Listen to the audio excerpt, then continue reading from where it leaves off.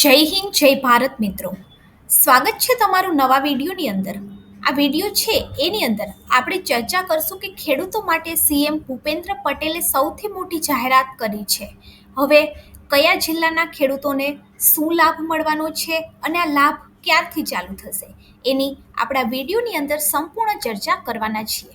એ પહેલાં જો તમે ચેનલની અંદર નવા છો તો ચેનલને સબસ્ક્રાઇબ જરૂરથી કરી દેજો અને આપણી નવી ચેનલ ગવર્મેન્ટ સાથી ન્યૂઝ કે જેની અંદર આપણે રોજબરોજના 10 નવા મોટા તાજા સમાચાર મૂકીએ છીએ, તો આ ચેનલને પણ તમારો પ્યાર અને સપોર્ટ જરૂરથી આપજો.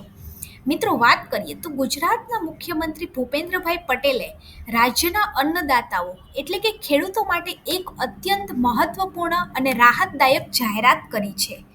ગાંધીનગરની ખાતે યોજાયેલા પીએમ કિસાન સન્માન નિધિ અર્પણ સમારોહ દરમિયાન તેમને હાજરી પણ આપી હતી અને એ દરમિયાન મુખ્યમંત્રી દ્વારા જાહેરાત કરવામાં આવી હતી કે માર્ચ 2026 પહેલાં રાજ્યના તમામ ખેડૂતોને દિવસે વીજળી મળતી થઈ જશે. સીએમ પટેલે માહિતી આપી હતી કે હાલના રાજ્યના 98% જે ખેડૂતો છે એને દિવસે વીજળી પૂરી પાડવામાં આવી રહી છે અને બાકી રહેલા જૂજ વિસ્તારની અંદર પણ આ કામગીરી યુદ્ધના ધોરણે ચાલી રહી છે. હવે લક્ષ્યાંકની આપણે વાત કરીએ તો માર્ચ 2026 સુધીની અંદર 100% કામગીરીનો લક્ષ્યાંક છે. રાજ્યના અમુક અંતરિયાળ વિસ્તારની અંદર ખેડૂતોને દિવસે વીજળી મળવામાં અત્યારે મુશ્કેલી પડી રહી છે. તેમને આશ્વાસન કર્યું હતું કે આ સમસ્યા હવે લાંબો સમય નહીં ટકે. જે થોડા વિસ્તારની અંદર કામગીરી બાકી છે અથવા તો કામગીરી ચાલી રહી છે તે આગામી વર્ષના માર્ચ મહિના પહેલા એટલે કે માર્ચ 2026 આવશે એ પહેલા સંપૂર્ણપણે કામગીરી પૂરી કરી દેવામાં આવશે. હવે શું આ 100% વીજળીનો લાભ બધા જ જિલ્લાને મળશે તો કે નહીં? અમુક જિલ્લાઓનું લિસ્ટ આપેલું છે, એ જિલ્લાની અંદર જેટલા ગામો છે એ ખેડૂતોને આનો લાભ મળવા પાત્ર છે. જે આપણે આગળ જોઈએ કે કયા કયા જિલ્લાના ખેડૂતોને આ લાભ મળશે. ત્યારબાદ રાજ્યનો એક પણ ખેડૂત દિવસે વીજળીના લાભાર્થીથી વંચિત રહેશે નહીં. મિત્રો, વાત કરીએ તો હવે શિયાળો આવી રહ્યો છે કે જેમાં રવિ પાકનું વાવેતર ચાલી રહ્યું હોવાથી રાજ્ય સરકારે 6 જિલ્લાના 13 તાલુકાની અંદર વીજ પુરવઠો 8 કલાકથી વધારી અને 10 કલાક કરી દીધો છે. એટલે કે ગુજરાતની અંદર ટોટલ જિલ્લાઓ આપણે વાત કરીએ તો કેટલા છે? એમાંથી 6 જિલ્લા અને 13 તાલુકાને જ આનો લાભ મળવાપાત્ર છે.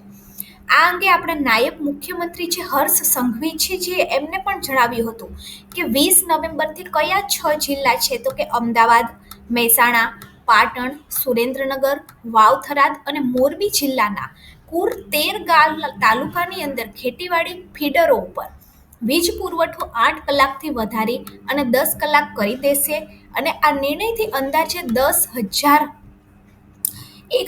ગામના 49,000થી વધુ ખેડૂતો છે એને લાભ થશે. વધુમાં આપણે વાત કરીએ તો દાહોદ જિલ્લાની અંદર દાહોદના ગરબાડા તાલુકાની અંદર 8 કલાકની બદલે હવે 12 કલાક વીજળી મળશે.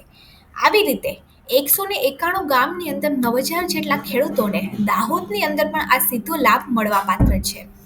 આ ઉપરાંત મિત્રો આપણે વાત કરીએ તો ઉત્તર ગુજરાતની અંદર જીરુંનું જે વાવેતર છે એની અંદર સિંચાઈ માટે વીજ પુરવઠો વધારે આપવા માટે રાજ્યના જે જનપ્રતિનિધિ અથવા તો અન્ય ખેડૂતો તરફથી મુખ્ય પ્રધાન પણ રજૂઆત કરવામાં આવી હતી. આ રજૂઆતને હકારાત્મક વાચા આપતા મહત્વપૂર્ણ નિર્ણય કરવામાં આવ્યો છે અને આશરે 1,090 એટલે કે 1100 ગામના 49,000થી વધુ ખેતીવાડી ગ્રાહકને આનો સીધો જ લાભ મળવાપાત્ર છે. આ ઉપરાંત આપણે મિત્રો વાત કરીએ તો જીરાનું સૌથી વધુ વાવેતર છે એ અમદાવાદના વિરમગામ, માંડલ અને મહેસાણાના બેચરાજી, પાટણ, સમી, હારજી, શંખેશ્વર, રાધનપુર, સાંતલપુર અને સુરેન્દ્રનગરના લખતર અને દસાદ ગામની અંદર જીરાનું જે વાવેતર છે એ ખૂબ વધારે થાય છે. જેના કારણે જીરાને સિંચાઈ પૂરી પડી રહે એ માટે રાજ્યની અંદર વીજ પુરવઠો જે છે એ 10 કલાક આપવામાં આવશે. આ ઉપરાંત ખેડૂતો માટે બીજા પણ મહત્વના સમાચાર છે કે જેની અંદર કે ટેકાના ભાવે જે અત્યારે મગફળીની ખરીદી શરૂ થઈ રહી છે એની અંદર SMS મળશે. ત્યારબાદ સમય મર્યાદા 7 દિવસ હતી એ વધારી અને હવે 15 દિવસ કરવામાં આવી છે. કે રાજ્યના જે ખેડૂતો છે એને ટેકાના ભાવે મગફળી વેચવાની પ્રક્રિયામાં પડતી મુશ્કેલી દૂર કરવા માટે ગુજરાતના જે કૃષિ મંત્રી છે જીતુભાઈ વાઘાણી એને એક મહત્વની જાહેરાત કરી છે. એ પણ કિસાન સન્માન નિધિના કાર્યક્રમની અંદર હાજર રહ્યા હતા અને કાર્યક્રમ દરમિયાન તેમણે જણાવ્યું હતું કે ટેકાના ભાવે મગફળીની ખરીદી માટે ખેડૂતોને એસએમએસ મળી જાય ત્યારબાદની સમય મર્યાદાની અંદર વધારો કરવામાં આવ્યો છે. પહેલા શું હતું કે ખેડૂતોને જ્યારે એસએમએસ મળે ત્યારબાદ મગફળી વેચવા માટે ખેડૂતો માટે ખાલી 7 જ દિવસની મર્યાદા હતી, પરંતુ હવે એસએમએસ મળ્યા બાદ મર્યાદા છે એ 15 દિવસ કરી દેવામાં આવી છે. આ નિર્ણયથી ખેડૂતોને પણ મોટી રાહત મળશે, કારણ કે તેઓ એસએમએસ મળ્યાના 15 દિવસ સુધી પોતાની અનુકૂળતા મુજબ ગમે ત્યાં ખરીદી કેન્દ્રની અંદર મગફળી લાવી અને વેચી શકે છે. આ ઉપરાંત સરકારના આ નિર્ણયને કારણે ખરીદીની પ્રક્રિયા છે એ વધુ સરળ અને ખેડૂતલક્ષી પણ બની જશે. તો આ હતા આજના મોટા સમાચાર ખેડૂતો માટે. જો આ વિડીયો સારો લાગ્યો હોય તો વિડીયોને લાઈક કરી દેજો.